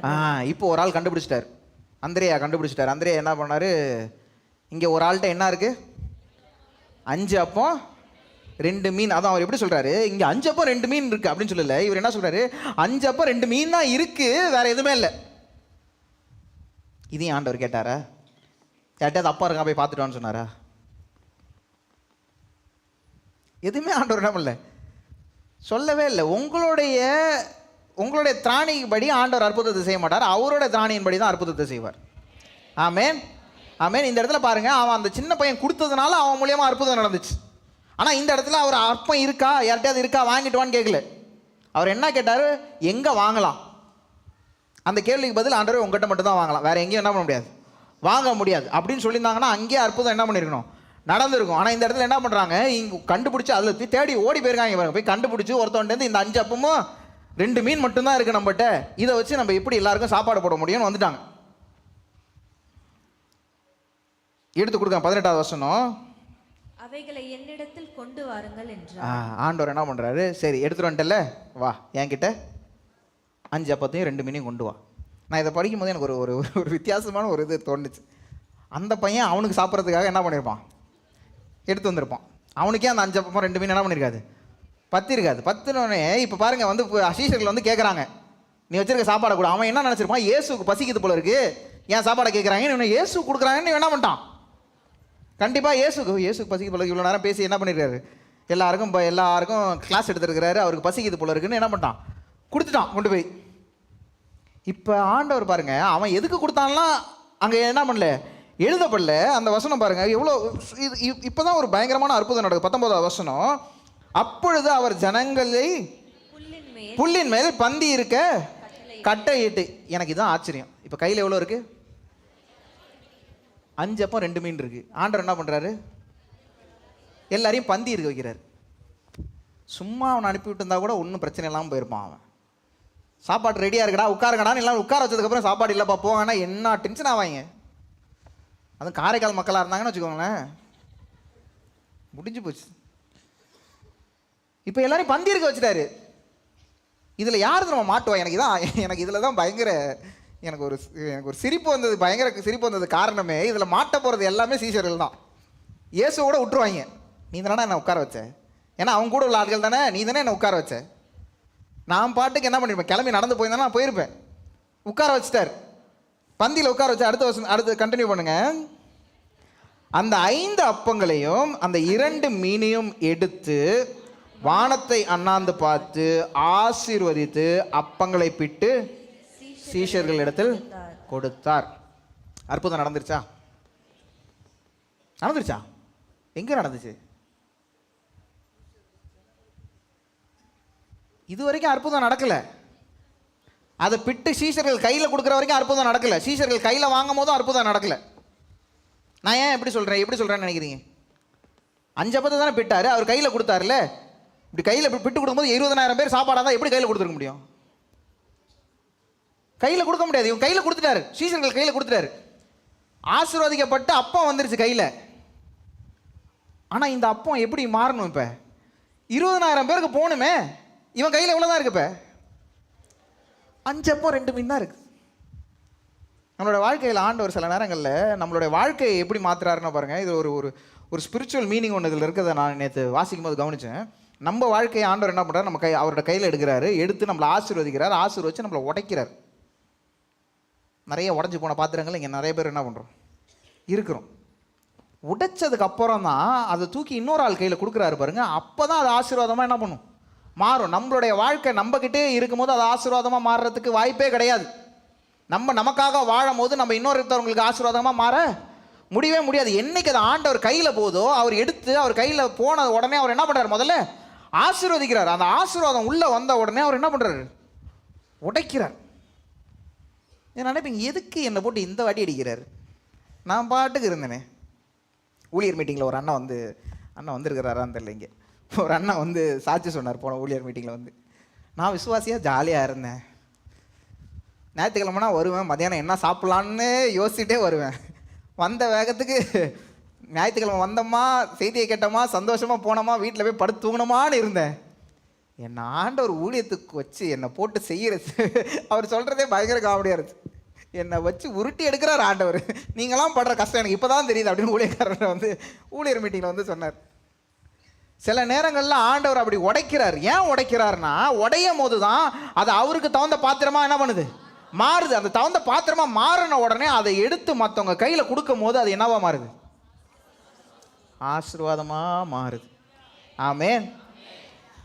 ஆண்டவர் உங்களை உடைக்கிறாருன்னா சந்தோஷமா இருங்க. ஏன்னா நீங்கள் ஆசீர்வாதமாக மாற போறீங்கன்னு அர்த்தம். ஆமென். நிறைய பேர் பிரச்சனையோடு இருக்கும்போது நம்ம ஆண்டவர்கிட்ட கேட்குற கேள்வி, எதுக்கு ஆண்டவரே என்னை போட்டு இந்த பாடுபடுத்துறீங்க, என்னை ஆண்டவரே இப்படி உடைக்கிறீங்க? ஆண்டவர் சொல்ல, உன்னை உடைக்கிறதுக்கு ஒரு காரணம் இருக்குது. ஏன்னா நீ இவ்வளோ நாள் நீ உனக்காக வாழ்ந்துட்டு இருந்த, இனிமேல் உன்னை வச்சு நான் நிறைய பேரை வாழ வைக்க போகிறேன். ஆமென், ஆமென். இப்போ என்ன பண்ணுறாரு, 2 மீனையும் எடுத்து வானத்தை அண்ணாந்து பார்த்து ஆசீர்வதித்து அப்பங்களை பிட்டு சீஷர்களிடத்தில் கொடுத்தார்கள். இது வரைக்கும் அற்புதம் நடக்கலை. நான் இந்த சீனை நான் கொஞ்சம் இமேஜின் பண்ணி பார்த்தேன், எப்படி இருந்திருக்கும் அப்படின்ட்டு. உடச்சி கொடுத்தாச்சு. எப்படின்னா 10 பேருக்கு அப்பத்தை உடச்சதில் ஒரு பீஸ் என்ன பண்ணிடுச்சு, போயிடுச்சு. 2 பேருக்கு 2 மீன், ஒரு ஆளுக்கு ஒரு மீன், ஒரு ஆளுக்கு மீன் போயிடுச்சு. அவனுங்க என்ன பண்ணியிருப்பாங்க, பாத்திரத்தை ஆண்டவர் சொன்னாருன்னு உட்கார வச்சாச்சு. இப்போ சர்வ் பண்ணுறது பாத்திரத்தை கொண்டாந்து வச்சுருப்பாங்க. ஆண்டவர் கொடுத்த ஒரு பீஸை எடுத்து பாத்திரத்துக்குள்ளே போட்டிருப்பாங்க. போட்டுட்டு பார்த்துருப்பாங்க, இந்த ஒரு பீஸை வச்சு இவ்வளோ பேரை நான் எப்படி சாப்பாடு போடுறது? யோசிச்சிருப்பாங்களா, யோசிச்சிருக்க மாட்டாங்களா? இதெல்லாம் நம்ம சில நேரத்தில் வசனத்தை வாசிக்கும் போது அந்த இடத்துக்கே போயிட்டோம்னு வச்சுக்கோங்களேன், அதை இமேஜின் பண்ணி பார்த்தோம்னா நம்மளுக்கு இதெல்லாம் எப்படி நடந்திருக்கும் அப்படின்னு தோணும். சில சம்பவங்களை நான் அப்படியே வாசிட்டு போனது நிறைய தடவை உண்டு. ஆனால் அதை இமேஜின் பண்ணி பார்த்தா நான் அதுக்குள்ளே போய் உட்காந்து அதை அப்படியே என்னை சுற்றி நடக்கிற மாதிரி நான் அதை இமேஜின் பண்ணி பார்க்கும்போது அதில் நிறைய விஷயம் எனக்கு ஆண்டவர் கற்றுக் கொடுக்குறார். பாத்திரத்துக்குள்ளே ஒரே ஒரு உங்களை வந்துட்டு இவ்வளோ பெருசு ஒரே ஒரு பாதி, அதுவும் பாதி ஃபுல்லாக கூட இல்லை, பாதி இது என்ன இருக்குது, அப்பம் இருக்குது. இதை கொண்டு போய் 20,000 பேருக்கு கொடுன்றாரு. எல்லாம் பந்தியில் உட்காந்துட்டாங்க. எனக்கு இதான் எனக்கு பயங்கர ஆச்சரியம். இப்போ வந்து முதல் நாள் ஆரம்பிச்சிருப்போம், அந்த பிரெட் என்ன பண்ணியிருப்பான், நிறையெல்லாம் கொடுக்க முடியாதுரா, எல்லாருக்கும் இத்தனோண்டு என்ன பண்ணுங்க, இத்தனோண்டு தாண்டா இருக்கும்னு முதல்ல ஒரு 4 பேருக்கு என்ன பண்ணியிருப்பான், 4 பீஸாக உடச்சிருப்பான். கடைசி பீஸை எடுத்து கொடுத்துட்டு ஆண்டவரை பார்த்துருப்போம். கடைசி பீஸு முடிஞ்சிருச்சு ஆண்டவரே, அடுத்து எங்கே கொடுக்குறதுன்னா ஆண்டவர் என்ன பண்ணியிருப்பார் அப்படின்னு சிரிச்சிருப்பார். நான் இதெல்லாம் இமேஜின் பண்ணி பார்க்கும்போது எனக்கு அப்படியே ஆஹா அப்படின்னு அவரை பார்த்துட்டு அவர் சிரிச்சோன்னே இப்படி திரும்பி பார்த்துருப்பான். பாத்திரம் என்ன இருந்திருக்கும், ஃபுல்லாக பாத்திரம் காலியாக இருந்தது. ஆண்டவரை பார்த்துட்டு திரும்பி பார்க்கும்போது என்ன இருந்திருக்கும், பாத்திரம் ஃபுல்லாக இருந்திருக்கும். அப்போ யோசிச்சு பாருங்க, பாத்திரம் ஃபுல்லாக ஆனோடனே அவன் திரும்பி பார்ப்பான் ஆண்டவர் அப்படின்னு இருப்பார்.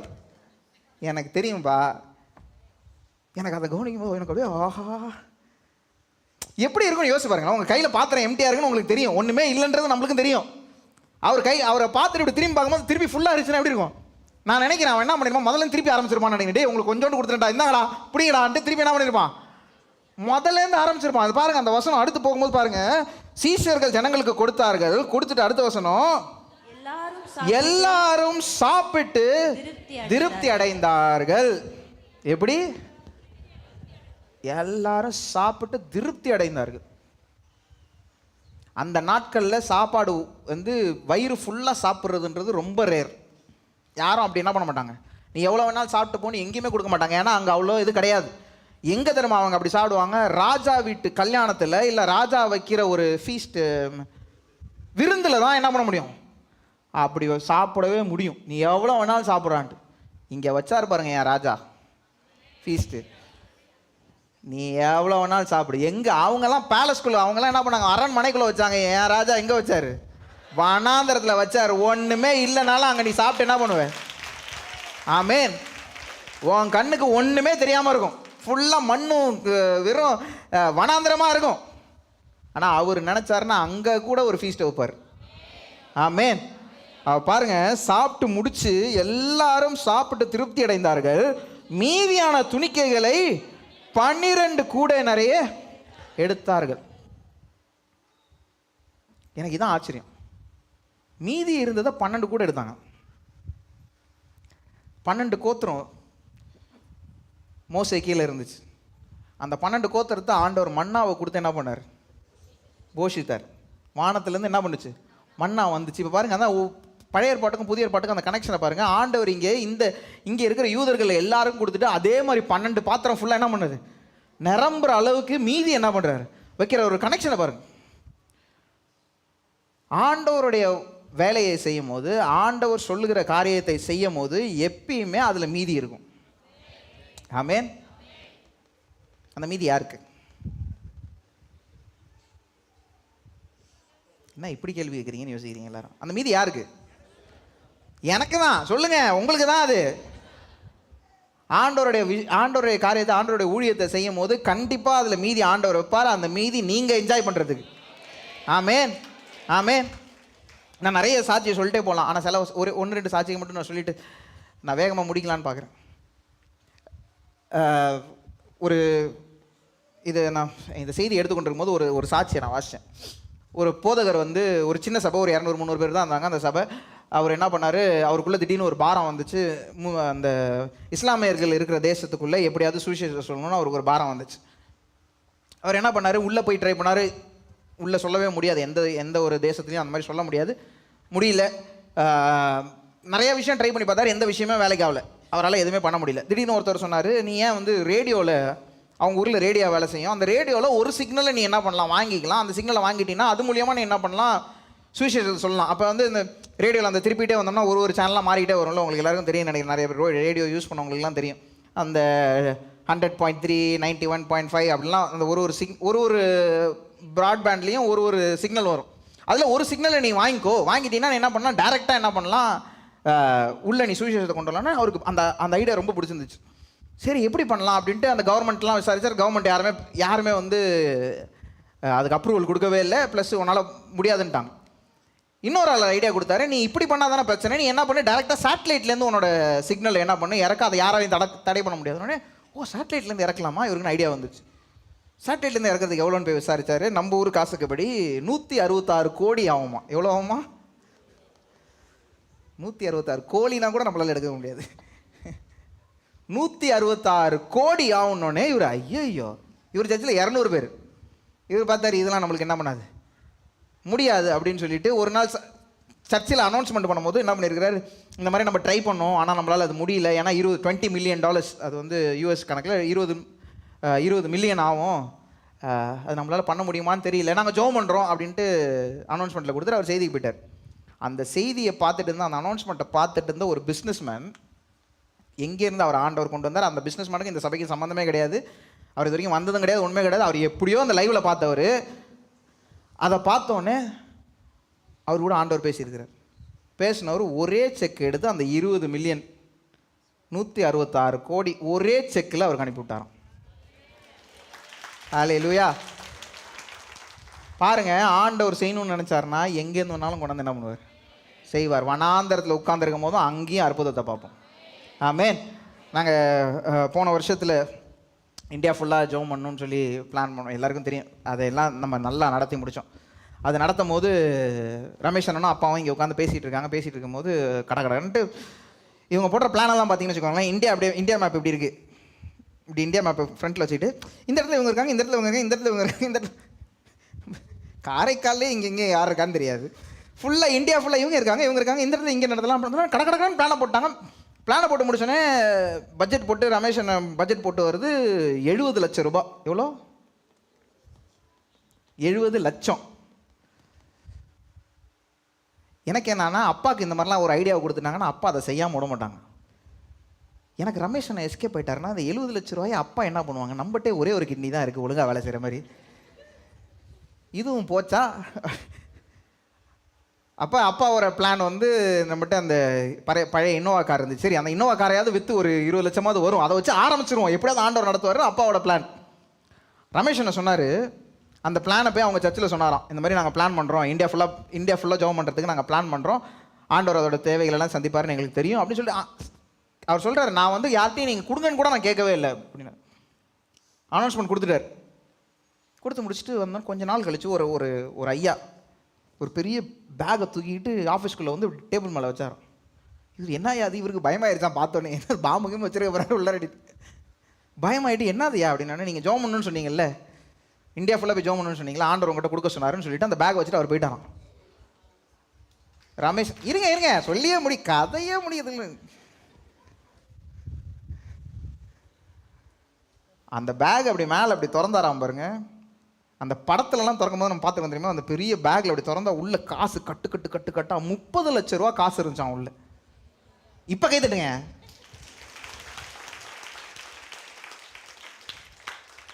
ஒரே ஆளை வச்சு ஆண்டவர் 30 லட்ச ரூபாய் கொடுத்தார். ஆமென் ஆமென். நாங்கள் போன வாரம் யூத் மீட்டிங் நடத்தணும்.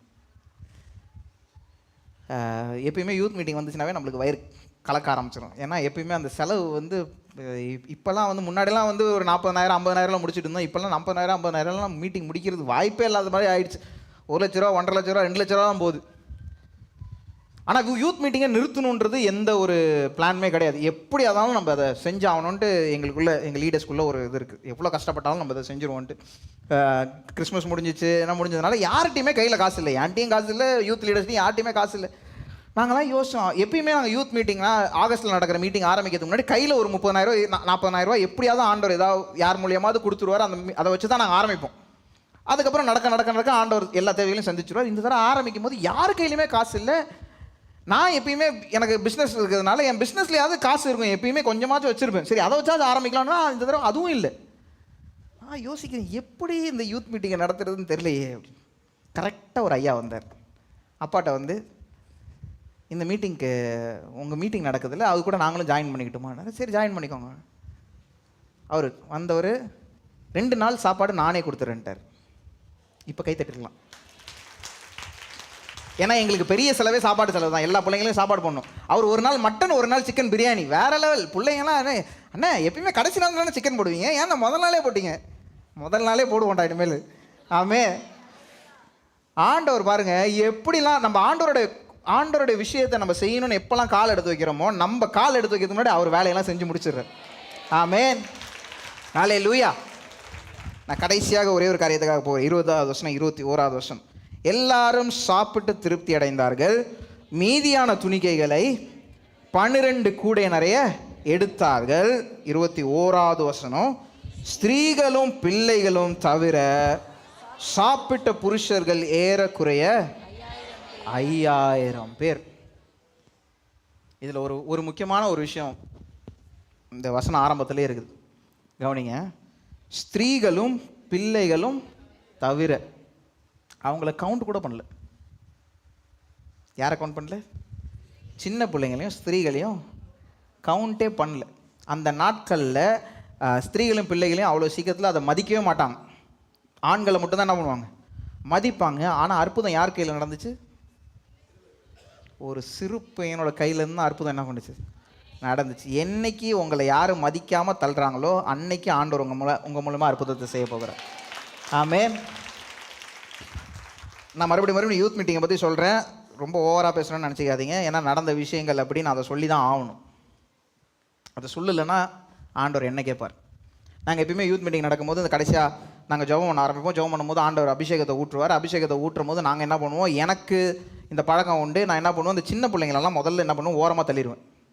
நீங்கள் நடுவில் நிற்காதீங்க. ஏன்னா பிள்ளைங்க என்ன, சில பேர் டபால்னு விழுந்துருவாங்க. அப்படி விழும்போது பிள்ளைங்களுக்கு அடிபட்டுருன்றதுனால இந்த சின்ன பிள்ளைங்கள ஓரமாக எப்பயுமே என்ன பண்ணிவிடுவேன், ஓரமாக தள்ளி விட்டுருவோம். 2வது நாள் மீட்டிங் நடந்துருந்துச்சு. 2வது நாள் கடைசியாக நாங்கள் ஜெபம் ஆரம்பித்தோம். நல்ல ஒரு அபிஷேகம் ஆண்டவர் பயங்கரமாக எல்லார் மேலேயும் ஊட்டிகிட்டு இருந்தார். நிறைய பிசாசு ஓட ஆரம்பிச்சிச்சு. நிறைய பேருக்கு அபிஷேகம் கிடச்சிச்சு, அந்நிய பாஷைகள் கிடச்சிச்சு, எல்லாம் நடந்துச்சு. நடக்கும் போது நான் எப்பயுமே என்ன பண்ணுவேன், ஆண்டவர் என்கிட்ட சொல்லுவார், சில பேர் மேலே கை வைக்க சொல்லுவார். நான் போய் கை வைப்பேன். கை வைக்கும் போது அவங்க மேலே அந்த அபிஷேகம் அது என் மேலேருந்து அவங்க மேலே ட்ரான்ஸ்ஃபர் ஆகிறத நான் நிறைய தடவை உணர்ந்திருக்கேன். அது நடக்கும். அவங்களும் என்கிட்ட வந்து சொல்லுவாங்க, உங்கள் மேலேருந்து என் மேலே அந்த அபிஷேகம் வரதை நான் கவனித்தேன் அப்படின்னு சொல்லுவாங்க. இந்த அனுபவம் எனக்கு வந்து என் மேலே மற்றவங்க பெரிய ஊழியக்காரங்க கை வைக்கும் போது அதை நான் பெற்றுக்கொள்கிறத நான் உணர்ந்திருக்கேன். அப்போ வந்து என் கையெல்லாம் அப்படியே பயங்கர வித்தியாசமாக இருக்கும். அந்த உடம்பே ஒரு மாதிரி ஆட ஆரம்பிச்சிடும். அந்த அபிஷேகம் மேலே இறங்கும்போது என்னாலே கண்ட்ரோல் பண்ண முடியாது. உடம்புலாம் ஆட ஆரம்பிச்சிடும் என் மேலே பெரிய ஊழியக்காரங்க கை வைக்கும் போது. அன்னைக்கு 2வது நாள் சாயங்காலம் நாங்கள் ப்ரேயர் நடத்திட்டு இருக்கிறோம். நான் எல்லார் மேலேயும் கை வச்சு ஜோம் பண்ணிகிட்டே வரேன். ஆண்டவர் திடீர்னு ஒரு சின்ன பையன் ஓரமாக நிற்கிறான். அவனை காட்டி அவன் மேலே போய் கை வைன்றார். நான் அவனை பார்க்குறேன். அவன் 10 வயசு கூட இருக்க மாட்டான். அவனுக்கு எத்தனை வயசு இருக்கும்? 10-11 வயசு தான் இருக்கும். இத்தனோண்டு நின்றுருக்கான். கண்ணை மூடிட்டு இப்படி நின்றுருக்கான். ஆண்டவர் சொல்கிறேன், நீ அவன் மேலே போய் கை வை. நான் உங்களுக்கு உண்மையாக சொல்கிறேன், ஆண்டவர் சமூகத்தில் நின்று நான் போய் சொல்லலை, உண்மையாக சொல்கிறேன். நான் அவன் மேலே போய் கை வைக்கிறேன். அவன் மேலே இருந்த அபிஷேகம் என்ன ஆட்டிருச்சு அன்னைக்கு. எனக்கு அப்படியே கையெல்லாம் ஆடுது. எனக்கு யோசிக்கிறேன், யாரா இது அப்படின்னு. ஏன்னா அவன் மேலே ஆண்டவர் அப்படி ஒரு அபிஷேகத்தை ஊற்றி வச்சிருக்கிறார். எனக்கு காலெல்லாம் நடுக்க ஆரம்பிக்குது. என் மேலே பெரிய ஊழியக்காரங்க கை வைக்கும் போது தான் நான் அதை ஃபீல் பண்ணியிருக்கேன். இது இத்தினோண்டு பையன் மேலே ஆண்டவர் ஊற்றி வச்சிருக்காரு. அப்போ தான் யோசிச்சேன், இந்த இத்தினோண்ட கூட ஆண்டவர் விட மாட்டார். ஆமென். அன்னைக்கு நான் அடுத்த நாள் ஜெபம் பண்ணும்போது அவன் வந்து இங்கே நின்றுட்டு இருந்தான். அவன் மேலே போய் கை வைக்கிறேன். திருப்பி என்னால் தாங்க முடியல. அவன் மேலே எவ்வளோ ஆண்டவர் ஊற்றுனாருன்னா, அவன் அந்த ஓரமாக போய், அவனுக்கு என்ன நடக்குதுன்னே தெரியல. அந்த பையனுக்கு 10 வயசு பையன் என்ன புரியும், இது என்ன நடக்குதுன்னு புரியும். அவன் ஓரமாக போய் அந்த சேரில் போய் உட்காந்து அவனோட சரீரத்தால் அதை தாங்க முடியல. ஓரமாக அப்பா அப்பா அப்படின்னு அழுதுட்டு இருக்கான். ஏன்னா அவனால் தாங்க முடியல. அவன்கிட்ட போய் என்னடா ஆச்சு அப்படின்னா, தெரியலண்ணே, படப்படன்னு இருக்குண்ணே, ஒரு மாதிரி கால்லாம் நடக்குதுண்ணே அப்படின்னு சொன்னேன். இதான்டா அபிஷேகம், உனக்கு இன்னும் புரியல.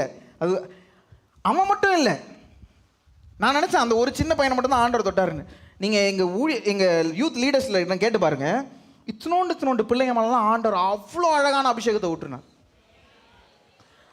பெரிய பிள்ளைங்களாம் அடித்து பிறண்டு விழுந்தாங்க அபிஷேகம் வந்தோடனே. இந்த குட்டீஸ்லாம் அவங்க மேலே போய் கை வைக்க அப்படி ஒரு மூஞ்சில் ஒரு சந்தோஷத்தோட இதுங்களாம் அப்படின்னு போயிருதுங்க. எனக்கு ஆஹா அவ்வளோ ஆசையாக இருக்குது. அந்த சின்ன சின்ன பிள்ளைங்களோட பேரண்ட்ஸ்லாம் இங்கே இருக்கிறாங்க. அவங்ககிட்ட கேட்டு பாருங்க. நான் போய் சொல்கிறேன்னா உண்மையாக சொல்கிறேன்னா கேட்டு பாருங்கள். பிள்ளைங்களோட பேரண்ட்ஸ் இருக்காங்க, இத்தினோண்டு பிள்ளைங்க, ஆண்டவர் அவங்களெல்லாம் அபிஷேகித்தார். எனக்கு அதை பார்க்கும் போது எனக்கு ஒரு நல்ல விஷயம் எனக்கு ஒன்று தோணுச்சு. இனிமேல் ஆண்டவர் நம்ம சபையில் அற்புதங்கள் அடையாளங்கள் இத்தினோண்டு பண்ணுற ஜபத்திலேருந்துலாம் நடத்துவார். யாரையும் இனிமேல் அசட்டை பண்ணக்கூடாது, பண்ண முடியாது. எப்பயுமே நாங்கள் 2 பேரும் நானும் டெபியும் வந்திருக்கிற ஊழியக்காரங்களும் தான் வந்து எல்லார் மேலேயும் கை வச்சு ஜெபம் பண்ணுவோம். இந்த தடவை கேட்டு பாருங்கள், எங்களோட யூத் லீடர்ஸும் வாலண்டியர்ஸையும் ஆண்டவர் எப்படி அபிஷேகித்தாருன்னா, அவங்க போய் கை வைக்கும் போது பிசாசுலாம் அலறி ஓடுச்சு. நான்லாம் நிறைய பேர் மேலே கையே வைக்கல. ஏன்னா ஆண்டவர் என்கிட்ட சொல்லிட்டாரு, உனக்கு உன் வேலை முடிஞ்சிருச்சு, இன்றைக்கி அவங்களுடைய வேலை அப்படின்னா நான் ஓரமாக நின்ட்டேன். நம்ம பிள்ளைங்க போய் கை வைக்கிறாங்க, அவன் உள்ளே உட்காந்துருக்கோம். சில பேர் மேலேருந்து 4-5 பிசாசு 6 பிசாசு ஓடுறதெல்லாம் நாங்கள் பார்த்தோம். ஆண்டவர் அப்படி அபிஷேகித்து வச்சிருக்கிறார். சின்ன பிள்ளைங்கள, ஒன்றும் இல்லாத பிள்ளைங்கள. நம்ம தான் நினைக்கிறேன் இவன்ட்டெல்லாம் என்ன இருக்க போகுது. ஆனால் ஆண்டவர் சொல்கிறாரு, இவன் மூலியமாக கூட நான் உலகத்தை கலக்க முடியும். ஆமேன். உங்களை உலகம் கால்குலேட் பண்ணலையா? உங்களை உலகம் வந்து ஒரு மனுஷனாவே மதிக்கலையா? ஆண்களை மட்டும் நம்பரை போட்டுட்டு வேற யாரையும் மனுஷனாவே மதிக்கலையா? ஆண்டவர் சொல்கிறார், உங்கள் மூலியமாக அற்புதம் நடக்கும். ஆமேன். எப்போ அற்புதம் நடந்துச்சு? எப்போ நடந்துச்சு? அதை விசுவாசிச்சு அதை எடுத்து கொடுக்கும் போது அற்புதம் நடக்க ஆரம்பிச்சிச்சு. உங்களுக்கு ஆண்டவர் அபிஷேகத்தை கொடுத்துருவாரு, எல்லாத்தையும் கொடுத்துருவாரு. அதை எப்போ நீங்கள் மற்றவங்க மேலே கொடுக்க ஆரம்பிக்கிறீங்களோ, அந்த விசுவாசத்தை நீங்கள் ஜெபம் பண்ணும் போது ஆண்டவர் அந்த இடத்துல அற்புதம் செய்வார்ன்ற அந்த விசுவாசத்தோடு எப்போ நீங்கள் கிரியை ஆரம்பிக்கிறீங்களோ அன்னையிலேருந்து அற்புதம் ஆரம்பிக்கும். ஆமேன். எனக்கு டைம் முடிஞ்சிச்சு. எனக்கு பயங்கர ஆசை, நம்மளுக்கு வந்த ஒரு ப்ராஃபஸி, ஒரு தீர்க்க தரிசனம் காரைக்காலில் வர ஆம்புலன்ஸ் எல்லாம் வந்து நேராக ஹாஸ்பிட்டலுக்கு போகாது, நேராக இங்கே வரும். ஆமேன். வரும்போது யாரும் நின்று ஜெபம் பண்ணலாம் அவசியமே கிடையாது. உள்ளே வருவாங்க, யாராவது நிற்பாங்க, போய் கை வைப்பாங்க, அற்புதம் நடக்கும். ஆமேன். ஆமேன். அந்த நாட்கள் வருகிறது. ஆமேன். அது எப்போ வரும்னா, எப்போ ஒரு டவுட்டு கூட இல்லாமல் விசுவாசத்தில் நீங்கள் கையை எடுத்து வைக்கிறீங்களோ அன்னைக்கு ஆண்டவர் செய்வார். ஆமேன். எவ்வளோ பேருக்கு ஆசையாக இருக்குது அது மாதிரி நடக்கணும்ட்டு. ஆமேன். நான் இதை என் கண்களால் இந்த யூத் மீட்டிங்கில் நான் அதை பார்த்தேன். பிசாசை கண்டு பயந்த பிள்ளைங்கள்லாம், பிசாசை கண்டு அன்றைக்கி நான் அதுக்கு ப்ரிப்பரேஷன் ப்ரேயர் போன ஞாயிற்றுக்கிழமை முந்தின ஞாயிற்றுக்கிழமை வச்சுருந்தோம். அப்போ நான் கேட்டேன் பிள்ளைங்கிட்ட, எத்தனை பேருக்கு பிசாசை கண்டு பயம்னே. எல்லாரும் நான் திட்டுவேன்னு பயந்துக்கிட்டு கையை தூக்கலை. அதுக்கப்புறமா சொல்லுதுங்க, ஆமாம் எங்களுக்கெல்லாம் பயம். ஆனால் அன்னைக்கு ஆண்டவர் அவங்க மேலே வச்ச அந்த வல்லமை அளவற்ற வல்லமையாக இருந்ததுனால எல்லாம் பிசாசை பார்த்து நீங்கள் அன்னைக்கு நிறைய பேர் வரல, பெரியவங்களுக்கு வைக்கல. அன்னைக்கு வந்திருந்தீங்கன்னா உங்களுக்கு தெரியும், பிசாசை மிரட்டுறாங்க இவங்களா, ஏய் வாய மூடு. எங்கேருந்து உங்களுக்குலாம் இவ்வளோ தைரியம் வந்துச்சு? அவங்க பண்ணுற எல்லாம் சின்ன சின்ன பிள்ளைங்க, பெரிய பிள்ளைங்க கிடையாது. 20 வயசு 22 வயசு 18 வயசு பிள்ளைங்கலாம், வாய மூடு, உனக்கு இங்கே இடமே இல்லை, வெளில போனால் அது தெரிச்சு ஓடுது. இப்போ நம்ம சபையில் ஆண்டவர் அந்த அந்த கிரியை ஆரம்பிச்சிட்டார். ஆமேன். இப்போ அது வெறும் வாலிபர்கள் மட்டும் இல்லை, சின்ன பிள்ளைங்கள்லேருந்து பெரியவங்க வரைக்கும் அது நடக்க போகுது. ஆமேன். எத்தனை பேர் விசுவாசிக்கிறீங்க? ஆமேன். நம்மளை ஆண்டவர் படைச்சதுக்கு ஒரு நோக்கம் இருக்குது. அந்த நோக்கம் வந்து அவருடைய ராஜ்யத்தில் நம்ம ராஜாக்களாக ஆசாரியர்களாக வைக்கிறதுக்காக. ஆமேன். நம்மளுக்கு தேவையான வல்லமையும் ஆண்டவர் கொடுத்துருக்கிறார், அபிஷேகத்தையும் ஆண்டவர் கொடுத்துருக்கிறார். அதை என்னைக்கு நம்ம விசுவாசித்து நம்ம செய்ய ஆரம்பிக்கிறோமோ, எடுத்து கொடுக்க ஆரம்பிக்கிறோமோ, அன்னைக்கு நம்ம அற்புதத்தை பார்க்க ஆரம்பிப்போம். ஆமேன்.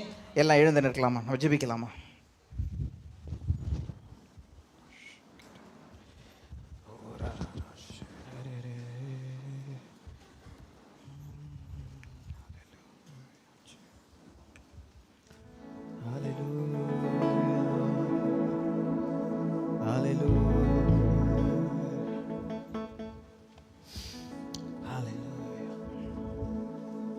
ஆண்டவர் நோக்கி கேட்கலாமா?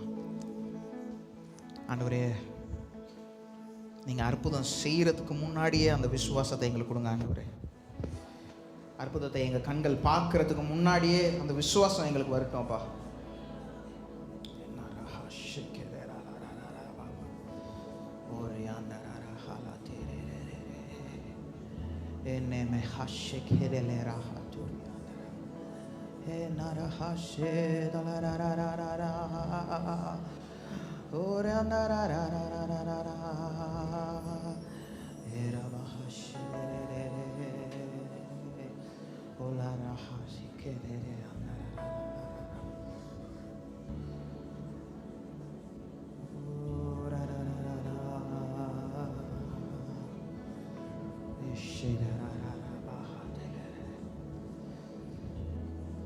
இன்னைக்கு சிலர் பேர் மேலே அந்த விசுவாசம் என்ற வரத்தை கொடுக்க போகிறார்.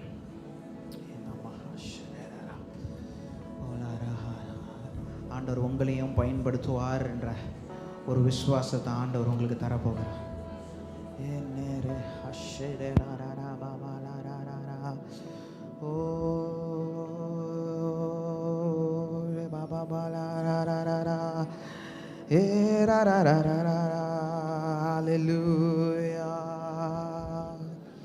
கேளுங்களா, ஆண்டவர் நோக்கி கேளுங்களா. ஆண்டவரே, அற்புதத்தை பார்த்ததுக்கு அப்புறம் விசுவாசம் இல்லை, அற்புதத்தை பார்க்கறதுக்கு முன்னாடியே அந்த விசுவாசத்தை எனக்கு தாங்க. அற்புதத்தை என் கண்கள் பார்க்கறதுக்கு முன்னாடியே அந்த விசுவாசம் எனக்கு வரட்டும்.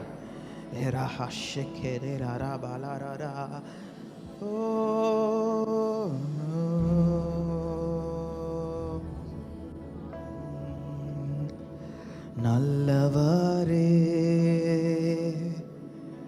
என் இயேசுவே, நான் பாடும் பாடலின் காரணரே. எல்லாரும் சேர்ந்து நல்லவரே என் இயேசுவே,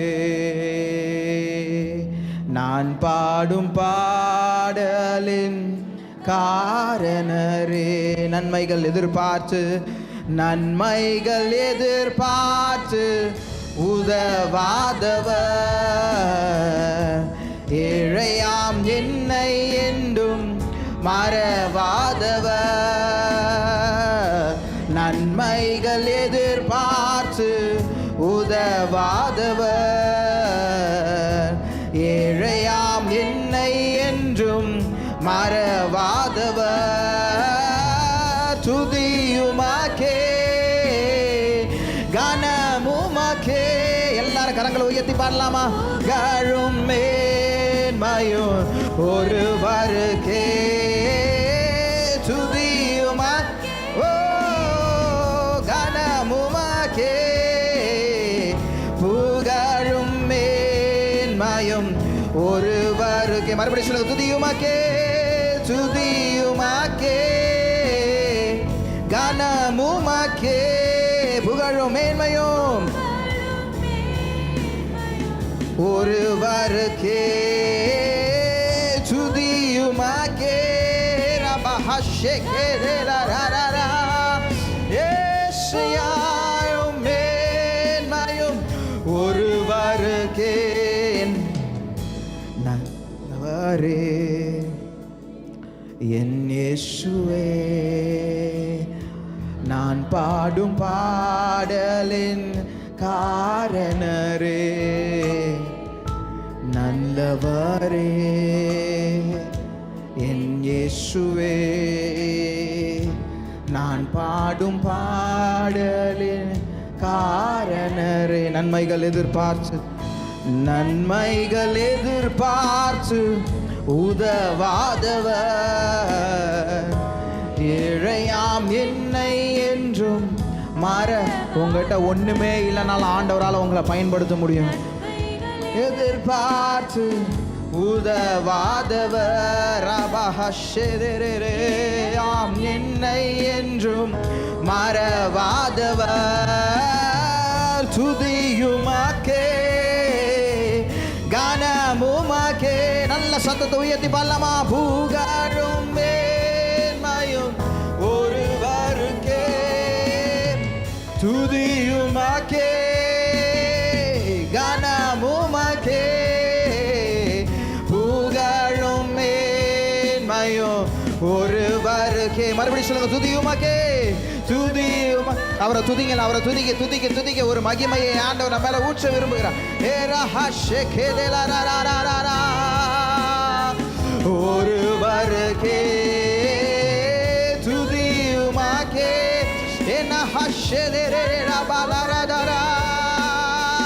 புகழும் மேன்மையோ ஒருவருக்கே. துதியுமாக்கே. அவர் ஆராதிக்கிற இந்த இடத்துல ஒரு மகிமையை ஆண்டவர் ஊற்ற விரும்புகிறார். ஒருவருக்கே துதியுமாக்கே கனமுமாக்கே. உங்களுடைய சத்தம் கேட்கட்டும். ஒருவருக்கே துதி உமக்கே.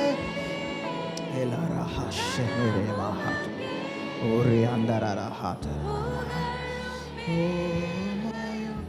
ஒருவருக்கே உமக்கே துதி உமக்கே கனம் உமக்கே புகழ் என் இயேசுவே உமக்கே துதி உமக்கே கனம் உமக்கே புகழ் என்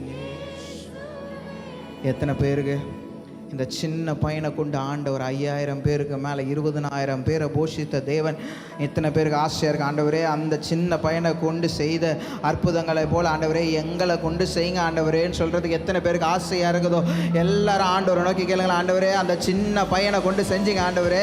ஒன்றும் இல்லாத அந்த பையனை கொண்டு செஞ்சிங்க. யாருமே தெரியாத ஒரு பையனை கொண்டு செஞ்ச தேவன் ஆண்டவரே எங்களை கொண்டு செய்வீராக. அற்புதங்களை அடையாளங்களை எங்களை கொண்டு செய்வீராக. கேளுங்களா, ஆண்டவரை நோக்கி கேளுங்க. ஒரு 5 நிமிடத்துக்கு அப்படியே எல்லாரும் கரங்களை தட்டி அந்நிய பாஷையை பெற்றுக்கொண்டு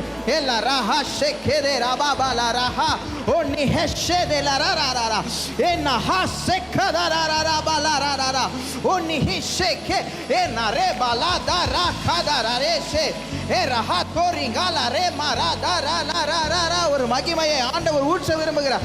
ஒரு மகிமை, ஒரு அபிஷேகத்தை ஆண்டவர் ஊற்ற விரும்புகிறார். Rama enne heshekeda la rahado o rabala de re. Yes, let it overflow in the name of Jesus. Let it overflow. ella rahashe என்னுடைய பாத்திரம் நிரம்பி வழியட்டும். என்னுடைய பாத்திரம் நிரம்பி வழியட்டும். என்ன கொண்டு செய்யுங்க ஆண்டவரே கேளுங்க. என்ன கொண்டு செய்யுங்க. என் கரத்திலிருந்து செய்யுங்க ஆண்டவரே. என் கரத்தின் மூலியமா அற்புதத்தை செய்யுங்க. என் கரத்தின் மூலியமாக ஆண்டவரே அற்புதத்தை செய்யுங்க. அடையாளங்கள் நடக்கட்டும். ஒரு மகிமையை பெற்றுக்கொள்ளுங்க இயேசுவின் நாமத்தினால. ஒரு மகிமையை பெற்றுக்கொள்ளுங்க. ரே பாபா பாஷெக்கே தேராலா ராரா ஓ நி ஹஷேரே ஏ நே ஹெஷே ஓ ராஹாதே ரே ரே பாபா பாபா பாபா பாபா லாரா ஏ ஷெக்கே தாரா. ஒரு புதிய அபிஷேகத்தை ஆண்டவர் ஊற்றுகிறார். ஏ லாரா ஹஷே ஏ நே மே ஹெஷெக்கே தேரே ராரா ராரா. ஆண்டவர் மறுபடியும் சொல்லுங்க. ஆண்டவரே, என்ன கொண்டு செய்யுங்க. என்ன கொண்டு செய்யுங்க. ஒண்ணுமே இல்லாத நான், எனக்கு ஒண்ணுமே இல்லை ஆண்டவரே, ஆனா என்ன கொண்டு செய்ய உம்மால கூடும். ஒரு வனாந்திரத்தில் 20,000 பேருக்கு உங்களால சாப்பாடு கொடுக்க முடியும் ஆண்டவரே. என்ன கொண்டு செய்யுங்க. ஒண்ணுமே இல்லாத என்ன கொண்டு செய்யுங்க. ஏ ரஹாஷே ஏ நே ஹே செக்கே லா ரஹா தோ ரே ரே ரே ரே ரே. Yes S. எங்களுக்கு விசுவாசத்தை கொடுங்க ஆண்டவரே. எங்களுக்கு விசுவாசத்தை கொடுங்க. எங்க கண்கள் பார்க்கறதுக்கு முன்னாடி ஆண்டவரே, எங்க அற்புதத்தை கண்கள் பார்க்கறதுக்கு முன்னாடி எங்க விசுவாசம் கிரியை செய்யட்டும். எங்க விசுவாசம் கிரியை செய்யட்டும். ஏலா ராபா பாபா ஷெக்கேதேரே அந்தரரரா ஓரி ஹஷேதேரே ஏனே மெஹே செக்கதா லரஹாதே ஓரா பாஹஷே ஏனே ஹெசகதா லரரரரே ஏனா ஹஷேதா லரரரா ஓரி அந்தர ஹஷே ஏரே பேபஹலா ரரரரரா. சின்ன பிள்ளைங்க மேல ஒரு அபிஷேகம் ஊற்றப்படட்டும். ஓ வாலிபர்கள் மேல ஒரு அபிஷேகம் ஊற்றப்படட்டும். பெண்கள் மேல ஒரு அபிஷேகம் ஊற்றப்படட்டும். ஏரா ஹஷே கேதே ரரரரரரரரரா. ஆண்கள் மேல ஒரு அபிஷேகம் ஊற்றப்படட்டும். ஏரா பாபா பாஷே கேதே லே லே லே. பெற்றுக்கோங்க. நல்ல சத்தத்தை உயர்த்தி பெற்றுக்கொள்ளலாமா. ஏ லா ரரரா ஓரி ஹஷே ரே ரே ரே ரே ரே. எஸ். ஓ ரா ரா ரா ரா ரா ரா பாபா. விடாதீங்க ஆண்டவரை, விடாதீங்க. என்ன ஹஷேதே ரே ரே. Yes yes yes. ஏ ஹஷேதா லா ரா ஹா தோரோ ஏ பாபா பாபா லா ரா ஏ நா நா ரா ரா ரா. ஓரே அந்தர ரா ஹஷேதே ரே ரே ரே ரே. ana rahashe kedela ramahatori andarara he na hashe re re re re re re ola rahashe re re re re ori andara hashe ra ra ra ra tudi umake gana mumake புகழும் மேன்மையும் ஒருவருக்கே, துதியுமாக்கே. எல்லாரும் சொல்லலாமா? கானமுமாக்கே. புகழும் மேன்மையும் ஒருவருக்கே, துதியுமாக்கே.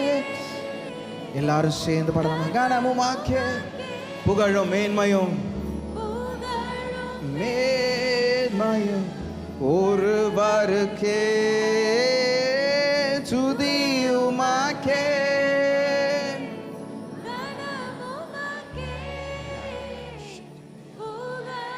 மேன்மையும் ஒருவருக்கே, உமக்கே துதி, உமக்கே கனம், உமக்கே புகழ். என் இயேசுவே உமக்கே துதி, உமக்கே புகழ்.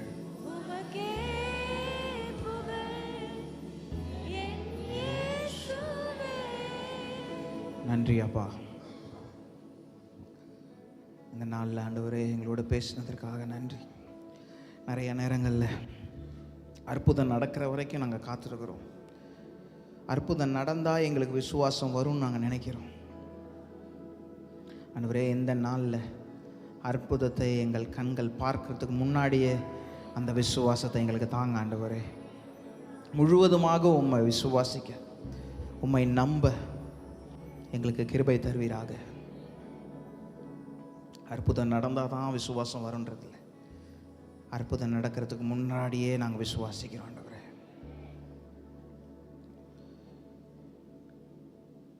நீங்கள் சொல்கிற வார்த்தையை கேட்டு அதன்படி செய்கிறவர்களாக, எங்கள் சூழ்நிலைகளை பார்க்காமல், நாங்கள் வனாந்தரத்தில் இருக்கோன்றதை பார்க்காம, எங்களை சுற்றி எதுவுமே இல்லைன்றதை பார்க்காம, நீங்கள் எங்களோடு கூட இருக்கிறீங்கன்றதை பார்த்து விசுவாசித்து உம்முடைய காரியங்களை செய்ய எங்களுக்கு பலன் தருவீராக. இயேசுவின் நாமத்தில் கேட்கிறோம் நல்ல பிதாவே, ஆமென். எல்லாரும் சேர்ந்து சொல்லலாம். என் ஆத்துமாவே கர்த்தரை ஸ்தோத்திரி, என் முழு உள்ளமே அவருடைய பரிசுத்த நாமத்தை ஸ்தோத்திரி. என் ஆத்துமாவே கர்த்தரை ஸ்தோத்திரி, கர்த்தர் செய்த சகல உபகாரங்களையும் மறவாதே. ஆமென். கர்த்தராகிய இயேசு கிறிஸ்துவின் கிருபையும் பிதாவாகிய தேவனுடைய அன்பும் பரிசுத்த ஆவியானவருடைய அந்யோன்ய ஐக்கியம் நம் அனைவரோடும் உலகில் உள்ள எல்லா பரிசுத்தவான்களோடும் அவர் வருகை மட்டும் என்றென்றும் நிலைத்திருப்பதாக. ஆமென், ஆமென், ஆமென். கர்த்தர் உங்களை ஆசீர்வதிப்பாராக.